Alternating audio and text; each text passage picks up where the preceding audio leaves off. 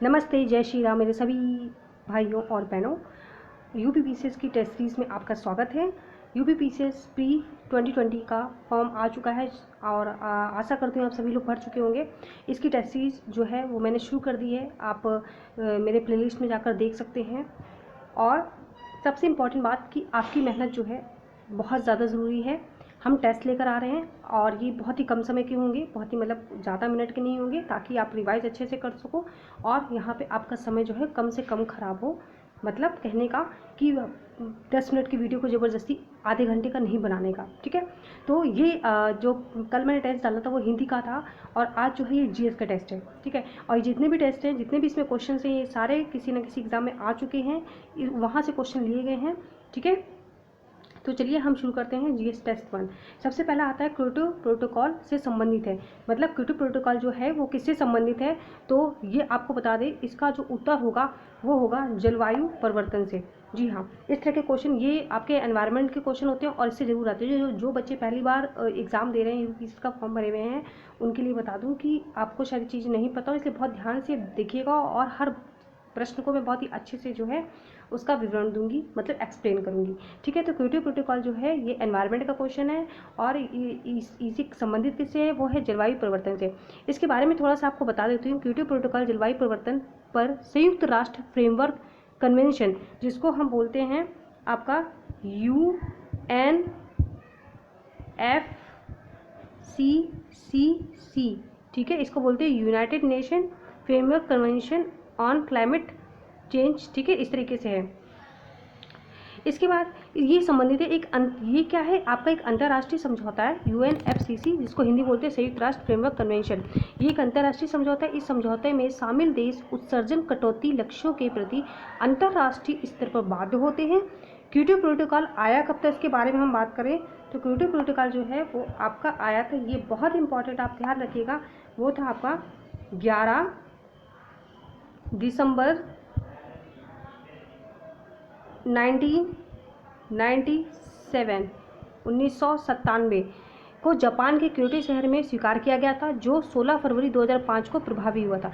अगर हम प्रभावी की बात करें तो ये कब प्रभावी हुआ था, 16 फरवरी 2005 को जो है ये प्रभावी हुआ था। मतलब बना तो 1997 में बन गया था, लेकिन इसको इफेक्टिव करने के लिए, इसको जब ये सारे लोग इसको मानने लगे, इस पे कार्य करने लगे इस प्रोटोकॉल पे, तो वो हुआ था 2005 में, ठीक है।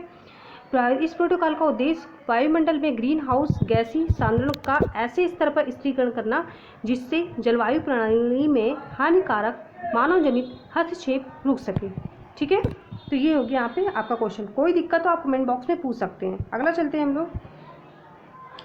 स्पाइडरमैन, हल्क आदि जैसे प्रसिद्ध चरित्रों का निर्माण करने वाले किस महान हास्य लेखक का हाल ही में निधन हो गया, 95 वर्ष की आयु के लिए थे।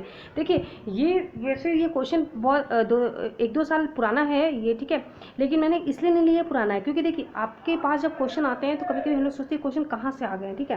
क्वेश्चन की मेन मैंने इसलिए लिया है इस प्रश्न को, स्पाइडरमैन, हल्क, सॉरी एक मैं ब्रश लेती हूँ, स्पाइडरमैन, हल्क आदि जैसे प्रसिद्ध चरित्रों को, तो कभी कभी जब आपका मैचेस आ जाते हैं, जब मिलान करने को आ जाते हैं, उसमें क्या होता है, इस तरह की बहुत सारी चीज़ें आपको मिलान करने देती, कभी कुछ ऐसे पर्सन दे दिए जाते हैं जो बहुत पूरे वर्ल्ड में फेमस हैं, ठीक है। तो आप इसमें मत जाना कि वो मरे थे उस समय 2-3 साल पहले तब इनका ये प्रश्न पूछा गया था, ऐसा नहीं है।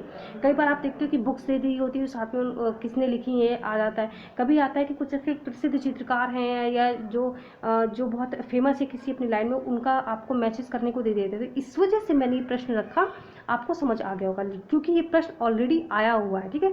तो स्पाइडरमैन, हल्क आदि जैसे प्रसिद्ध चरित्र वालों की बात करें तो इसका उत्तर आपको स्टैनली जो थे, ये अमेरिकी कॉमिक्स लेखक और एडिटर स्टैनली मार्टिन लाइबर भी बोलते थे, कब 12 नवंबर 2018 को जो है इनका ये निधन हुआ था। हम इनके बारे में डायरेक्ट बात करें, वह मार्वल कॉमिक्स के एडिटर इन चीफ थे, मार्वल कॉमिक्स के, ठीक है। और 1961 में उन्होंने मार्वल कॉमिक्स के लिए द फैंटास्टिक फोर बनाई थी। इसके बाद इन्होंने Spider-Man, Hulk, X-Men, Iron Man जैसे किरदारों को ईजाद किया था, ठीक है। तो आप जो जितने भी बच्चे होंगे जिन्होंने देखा होगा उस समय पे, उनको याद होगा स्पाइडरमैन तो इतना ज़्यादा फेमस था, हल्क हो गया आपका, एक्समैन हो गया, बहुत फेमस ये कैरेक्टर थे।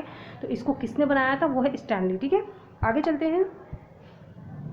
तीसरा है ये आपका वर्ल्ड ज्योग्राफी में आ जाएगा। इस तरह क्वेश्चन आ जाएंगे। एक ही इनमें से तुर्की के किस शहर में 2018 में हाल ही में एक बड़े हवाई अड्डे का उद्घाटन किया गया।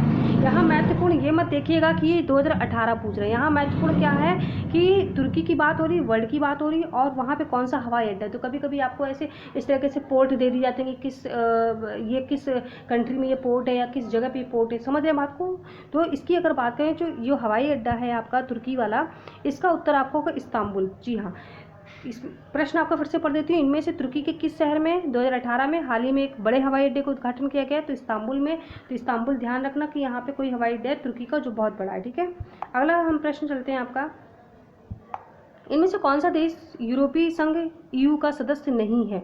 अगर हम इसकी बात करें तो इसमें क्या है, आपका जो तुर्की है वो आपका EU का सदस्य नहीं है। यूरोपियन संघ की बात करें, यूरोपियन संघ मतलब कि EU, इसको बोलते हैं EU, ठीक है।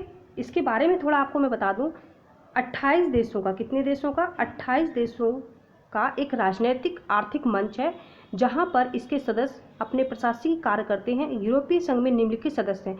वो सदस्य याद रखिएगा आपका ऑस्ट्रेलिया है, बेल्जियम है, बुल्गारिया है, क्रोएशिया है, साइप्रस है, चेक गणराज्य है, Denmark, Estonia, Finland, France, Germany, यूनान, Hungary, Ireland, Italy, Latvia, Lithuania, Luxembourg, Malta, Netherlands, Poland, पुर्तगाल, Romania, Slovakia, Slovenia, Spain, Sweden और UK, समझ गए। लेकिन जो तुर्की है वो यूरोपियन यूनियन का सदस्य नहीं है, ठीक है। तो ये आपको याद रखना है। और 28 देशों का ये समूह है। आगे चलते हैं। इसके बाद ये क्वेश्चन है, निम्नलिखित क्रिकेटरों में से किसने हाल में अपनी आत्मकथा लिखी है जिसका शीर्षक है 281 एंड बियॉन्ड? इसका उत्तर जो है वो आपको पता होना चाहिए। इसका उत्तर है आपका VVS लक्ष्मण, ठीक है। देखिए, अब ये आत्मकथा वाले क्वेश्चन आपको पता है ज़रूर आते हैं हर प्रश्न हर एक परीक्षा में। तो 281 एंड बियॉन्ड जो है VVS लक्ष्मण लिखी है। वरिष्ठ भारतीय क्रिकेटर VVS लक्ष्मण ने हाल ही में अपनी आत्मकथा लिखी जिसका शीर्षक है 281 एंड बियॉन्ड। इस पुस्तक के सह लेखक खेल पत्रकार R कौशिक है। अगर सह लेखक की बात करेंगे तो आप उनका नाम बताओगे R, ठीक है, और वो कौशिक है, ठीक है। R कौशिक जो है ये इसके सह लेखक हैं, ठीक है। इस पुस्तक को वेस्टलैंड जो है स्पोर्ट्स द्वारा प्रकाशित किया गया है। उल्लेखनीय है कि वर्ष 2001 में VVS लक्ष्मण ने कलकत्ता के ईडन गार्डन में ऑस्ट्रेलिया के खिलाफ 281 रनों की ऐतिहासिक पारी खेली थी। कहाँ पे? कलकत्ता के ईडन गार्डन में, और ऑस्ट्रेलिया के खिलाफ, इसलिए जो है ये पुस्तक का नाम है, ठीक है। अगला चलते हैं। अगला हमारा प्रश्न है 112 जो नंबर है वो ये प्रश्न तो वैसे पुराना है क्योंकि इस तरह क्वेश्चन नंबर पूछ लिए जाते हैं, इसलिए मैंने इसको अपने टेस्ट सीरीज में रखा है, ठीक है। पहली बार एकल आपातकालीन नंबर 112 लॉन्च किया गया। इसका आपका उत्तर है आपका हिमाचल प्रदेश, ठीक है। हिमाचल प्रदेश 28 नवंबर 2018 को तत्कालीन जो उस समय की गृह मंत्री थे राजनाथ सिंह, उन्होंने हिमाचल प्रदेश के मंडी में अखिल भारतीय एकल आपात नंबर 112 की शुरुआत की थी। आपात प्रतिक्रिया सहायता प्रणाली के अंतर्गत इस प्रकार के एकल आपात नंबर की शुरुआत करने वाला हिमाचल प्रदेश देश का पहला राज्य। जो भी चीज़ आपकी फर्स्ट बन जाए, पहली बन जाए, उसको ज़रूर याद रखना है कि जो देश का पूरे पहला राज्य हिमाचल प्रदेश, ठीक है। इसे क्रमिक रूप से पूरे देश में लागू किया जा रहा है तथा इसी क्रम में 26 अक्टूबर 2019 को उत्तर प्रदेश से भी इसका शुभारंभ किया गया था, ठीक है। ये क्वेश्चन समझ आ गया होगा। आगे चलते हैं। आगे है आपका पूरे शरीर में ऑक्सीजन ले जाने के लिए आपके स्वास्थ्य में एक महत्वपूर्ण भूमिका निभाता है। ये तो वैसे सबको पता होगा, फिर भी बता देते हैं। लाल रक्त कणिकाएं इसका उत्तर है। लाल रक्त कणिकाएं मानव शरीर के रक्त की सबसे प्रमुख कोशिकाएं होती हैं। या कोशिकाएं रीढ़धारी प्राणियों के श्वसन अंगों से ऑक्सीजन लेकर उसे शरीर के विभिन्न अंगों की कोशिकाओं तक पहुंचाने का कार्य करती है और कार्बन डाइऑक्साइड को शरीर से श्वसन अंगों तक ले जाने का कार्य करती है। इन कोशिकाओं में केंद्रक नहीं होता है। इनमें हीमोग्लोबिन नामक प्रोटीन पाया जाता है, ठीक है, याद रखिएगा। लाल रक्त कोशिकाओं का निर्माण अस्थि मज्जा में होता है। इसका जीवन काल 120 दिन होता है। इसका जीवन काल कितने दिन होता है? 120 दिन होता है, ठीक है, याद रखिएगा। जीवन काल 120 दिन होता है और इसमें हीमोग्लोबिन नामक प्रोटीन पाया जाता है और केंद्रक नहीं होता है। जो इसमें केंद्रक होता है वो उसको नहीं होता है, हीमोग्लोबिन पाया जाता है, ठीक है। प्रश्न आपको समझ में आ गया होगा। अगला चलते हैं। गतिज ऊर्जा की मानक इकाई आपसे पूछ रहा है तो वो है आपकी जूल। ठीक है, ये तो सबको पता है। वैसे गतिज ऊर्जा की मानक इकाई क्या है? आपकी जूल है। ठीक है, तो अगला चलते हैं। वायुमंडलीय दाब को मापने के लिए प्रयोग किए जाने वाले उपकरण का नाम बताइए। तो बहुत सिंपल सा है, ये बहुत सारे लोगों को पता है कि इसका उत्तर है बैरोमीटर। वायुमंडलीय दाब को मापने के लिए बैरोमीटर नामक उपकरण का प्रयोग किया जाता है। वायु दाब को मापने के लिए बैरोमीटर में पानी, हवा अथवा पारा का प्रयोग किया जाता है। बैरोमीटर का आविष्कार टेरी सेली ने किया था। ठीक है, ये ध्यान रखिएगा, बैरोमीटर का आविष्कार टेरी सेली ने किया था। अब अगला क्वेश्चन है, न्यूक्लिक अम्ल की खोज सबसे पहले किसने की थी? इसका उत्तर है फ्रेडरिक मिशर ने। न्यूक्लिक एसिड की खोज सबसे पहले 1868 ईस्वी में फ्रेडरिक मिशर ने की थी। न्यूक्लिक एसिड प्राणियों में हमेशा उपस्थित रहता है, क्योंकि यह सभी कोशिकाओं और यहाँ तक कि विषाणुओं में भी होता है। यह दो प्रकार का होता है न्यूक्लिक एसिड। पहला है आपका डीएनए और उसके बाद वह आरएनए। ठीक है, तो न्यूक्लिक एसिड की खोज आपको बता दें फिर से 1868 में की गई थी, फ्रेडरिक मिशर ने की थी। न्यूक्लिक एसिड प्राणियों में हमेशा उपस्थित रहता है, क्योंकि यह सभी कोशिकाओं और यहाँ तक कि विषाणुओं में भी होता है। यह दो प्रकार का होता है, डीएनए व आरएनए। ठीक है, अब यहीं पे हमारी टेस्ट सीरीज समाप्त होती है। हर बार उसमें जो है 10 क्वेश्चन होते हैं। ठीक है, ताकि आपका समय बर्बाद ना हो। जय हिंद। और चैनल, अगर आपको ये वीडियो अच्छा लगा हो, पहले वीडियो को लाइक करें और चैनल को जाके सब्सक्राइब कर लें, ताकि आपको नए वीडियो का नोटिफिकेशन जल्दी मिल सके। जय हिंद।